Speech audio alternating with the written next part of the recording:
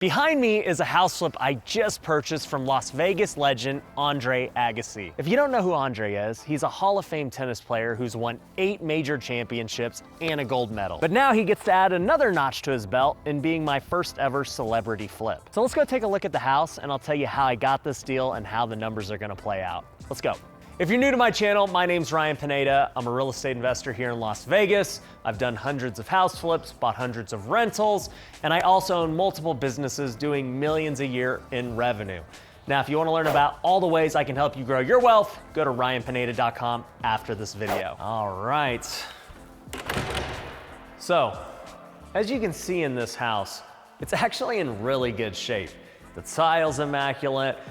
This paint and this texture is some of the best that I've ever seen. And you can just tell Andre took very good care of this home. The only reason we were able to get a good deal is because it needs to be renovated. You know, it's really good for when it was built, but in today's standards, it's dated. Now, before I tell you the story of how I met Andre and how I ended up buying this house from him, let's talk about the house itself. So this home is over 4,000 square feet in the west side of Las Vegas. It's in a community called Spanish Hills, which for the most part is a little bit older homes built around the 90s. There are some ultra luxury homes that they're building at the top of the hill, but for the most part, many of them look exactly like this. They've got these weird pop-outs everywhere that were really popular back then.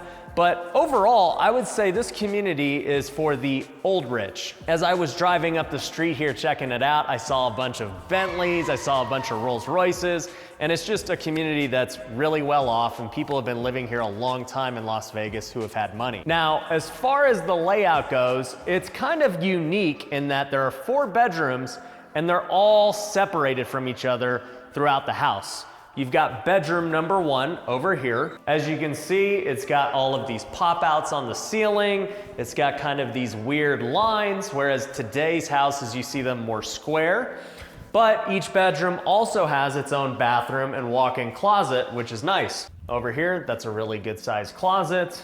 And another funny thing is every bathroom has a toilet and a bidet, which once again, you don't see too often in these newer homes. Now that's just one of the bedrooms. If you go over here, you've got bedroom number 2, which, you know, once again, it's not near the other bedrooms like other houses. And it's once again got this kind of weird, you know, pop outs everywhere. It's just not something you typically see. But the good thing is, just like the other one, it's got its own bathroom, it's got a walk-in closet, and it's pretty private. You know, when they build houses today, typically what they'll do is put all of the guest bedrooms in the same spot. So there'd be a door right here for a guest bedroom, then there'd be a door over here for the guest bedroom, and then there'd be another one for the guest. And so everybody is right next to each other, and then the master would be on the total other side of the house. Well, with this house, they didn't do that. Everything is separated. So you've got the 3rd bedroom over here, which actually has a bathroom that's shared for your guest if you want to use it, but you've got the shower. And this actually reminds me of the house flip that we did recently on my channel where, you know, we sold it as is and the bathroom looked very similar to this. But from the bathroom over here, you've got the 3rd bedroom, which, you know, once again looks very much like the other bedrooms and it's in good shape. It's just we've got to find a way to make this more modern in order for us to get top dollar. Now, speaking of odd things, not many homes are built with one of these. Check this out. Can anyone in the comments guess what this is? I'll give you a couple of seconds to guess. I think this is for a bird, if I'm not mistaken. And I don't know how many people are, you know, looking for a bird area, so I'm not really sure what we can do with this. My first initial thought was to use it as like an art gallery or something. Maybe you could put a statue in there. I don't know. I'm gonna need your guys' help on what exactly to do with this because from here, which is the living room, it's just front and center for whatever this is. So I don't know, maybe it's a big statue of me or something. Like, I don't know what I'm gonna do with it, but it's definitely weird and unique. So over here, we're inside of one of the living rooms and we're gonna have to figure out what exactly we wanna do with this. Do we want to get rid of this fireplace? Are we gonna keep these pop outs? What about this? Could we put a nice big fireplace here with an electric one, which is a lot more modern? If we do that, then that means we have to get rid of this. Another question is what to do about these steps right here. Do we want to open up this kitchen? Because this is kind of, once again, a weird thing that, when you really look at how tall it is, like the counter is as tall as me, and I'm like not that short. I'm only short when I'm next to guys like Lewis Howes and stuff, but I'm a pretty normal sized human being. As I mentioned, you've got this kitchen that is dated, but in great shape, and maybe it has kind of a weird layout that we can open up somehow. It's really gonna be figuring out the best use of this space, because the bones are what they are. At the end of the day, all the different diagonal pieces to this house, there's nothing we can really do about it. And even with a lot of these pop outs, I'm still not sure how much we're gonna actually take out versus keep, because there are just so many of them. And for us to just rip them out and then redo all that, it's gonna definitely make it look more modern, but the house's bones are still very unique and weird. So it's like, is that even gonna make a difference? Could just be spending money for no reason. Now for this house, I actually hired an interior designer to help me figure this out. Typically on most houses, I just do it myself. I'm like, hey, remove this wall, that's cool, use these colors, it'll look good. But this one is so unique that I need help. And as you can see, my contractor has already gone in here and started opening up the walls just to see where the structures are and everything, to see what exactly we can take out, what we have to keep. But my initial guess is this will get taken out completely, and this island will end up being longer this way. I'm not certain, but I'm gonna guess that's probably the only way to make this more modern. And even though this would be, tough to remove, I think we might end up cutting this out so that the kitchen can go straight across and have a better feel. Whereas this goes straight into the entrance where we saw it initially. There's a whole bunch of things we can do with this house. It's super unique. Now, as I mentioned, there's 3 bedrooms. The 4th is upstairs.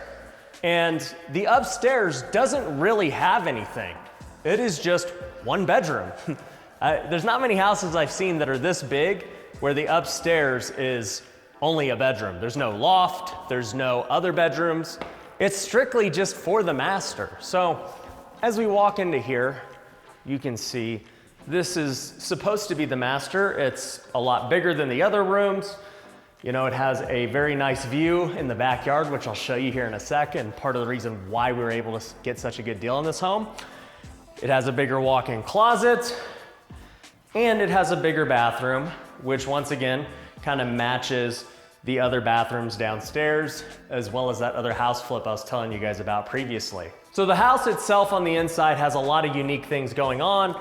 I think we're gonna find a way to make it a lot more modern, but some of the pluses are that the bedrooms are all spread out, you've got multiple living areas, and then the community itself is really prime. So let me show you the backyard and why we even got a good deal in the first place and why Andre sold it to me. All right, so everything back here is why we were able to get a good deal. So let me explain the situation. First off, when he sold me it, the pool was in great condition, so Andre did not treat his pool like this. We are gonna be redoing it anyway, so we haven't been upkeeping it. It is what it is. But as you can see behind me, there is a big, giant tennis court, and that's what Andre has trained on and trained his students on, and it's been something that has been in this community for a really long time. And he initially wanted to sell this home and that court together for $2.2 million. Here's the thing, there aren't too many buyers that need a full tennis court. I don't know many guys who are winning Grand Slams and doing all these things that require this, especially because this community also has tennis courts in it already. But it makes sense why Andre had one. I mean, this dude's one of the greatest tennis players ever. But when it came to selling this house in its current condition with the court attached, he just wasn't getting as much as he wanted. And so his listing agent, who is a good friend of mine, came to me and said, hey, Ryan, I've got a house for you I think you're gonna like. It's gonna be a good deal. Go check it out and just realize that what would you pay if the tennis court is not included? And so I looked up the house, I ran the numbers and said, okay, if this is all I'm getting, this house, this yard, and we're basically cutting this off right here, what's it worth? And to me, totally renovated with no court, I think this house is worth about $2 million. I said, okay, well, what does Andre want? He's asking $2.2 million for everything. What's he valuing the court at and what's he valuing the house at? Well, after talking to the listing agent and Andre himself, we looked at it and we all agreed to a purchase price of $1 million for this property. Now, obviously, if it's worth $2 million fixed up, I'm getting a really good deal. And you might be asking, why would Andre do that? Well, for one, Andre wanted somebody that could close quick on it and not have any hassles or inspections or anything like that. And I said, great, if you give it to me for $1 million, I'm buying it as is. I will take care of everything. The second thing that he was worried about was the property lines. So right now, the property line actually goes straight across right here. And this part right here is not owned by this house. It's actually a part of this lot. So him and I had to come up with a solution of what to do about this land and how to fix that situation, but also how to provide privacy for his tennis court. Since he's gonna keep it and he wants to continue training on it, he wants it to be private. So everything to do with the property lines would need to be done by me. Everything needed to be done by the privacy would need to be done by me. And pretty much I was buying it as is. Whatever happens, happens. Well, at the price of $1 million, I was cool with all of that. And him and I actually came out here for a couple of hours together to figure out what exactly to do with this area. And I'll say that Andre was super cool. He said, dude, if there's a way for me to let you keep this area, go ahead. I'm not gonna use it with the court. And if it helps you make more money, I'm with it. I wanna see you make as much money as possible. And I really appreciated that because he didn't have to do it. And we had already agreed that I was gonna probably create some type of fence right here, and it was gonna cost me a lot of money to create a block wall like that one. Well, instead, we ended up writing an easement, essentially, that allows us to use this lot, even though it's part of this property. And so now, it saves me money not having to build this big wall, and for the end buyer, they get a bigger lot that they're gonna really enjoy. But one caveat to that easement is that we have to get rid of all of this grass because he doesn't want any of the sprinkler systems kind of leaking over into that side and potentially messing up the court. For me, happy to do it. That's a great trade-off. Now, as far as creating privacy goes, I am gonna build a wall right here so that this person cannot go over here. But instead of trying to take this fence down and spend a bunch of money building a block wall, he's agreed that I can now just cover it with a nice green bush type deal where it can go really high. Nobody will be able to see anybody else. So that's the story about how I bought this home from Andre Agassi. And just so everyone knows too, this was not his personal house, but he owned it. And it's gonna be an exciting flip. It's gonna be one of our biggest profits ever if everything goes to what we plan. I think we're gonna spend probably 250 grand on almost everything that we do, between getting the interior designer, all of these new changes, filling out the back wall like we talked about. And if we do that and we can do it in a timely manner, we should make a big profit. And hopefully the market keeps going up too, and it potentially gets even more than the 2 million we're hoping for. So if you want to see how this house ends up turning out, make sure you subscribe to this channel so you can see the update as we go along. And I'll catch you on the next one. Peace.